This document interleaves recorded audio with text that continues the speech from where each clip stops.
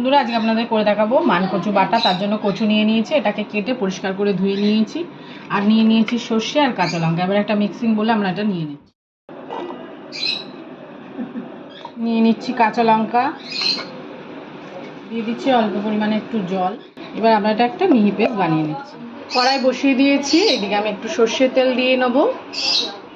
কালো জিরে ফোড়ন দিয়ে দিলাম। ফোড়নটা আমাদের ভাজা হয়ে গেছে, এই ফোড়নের মধ্যে এবার দিয়ে দিচ্ছি কচু বাটাটা।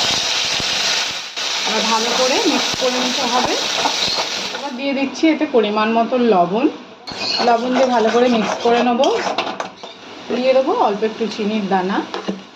এবার ভালো করে মিক্স করে নিয়ে এটাকে একদম শুকনো করে নিতে হবে।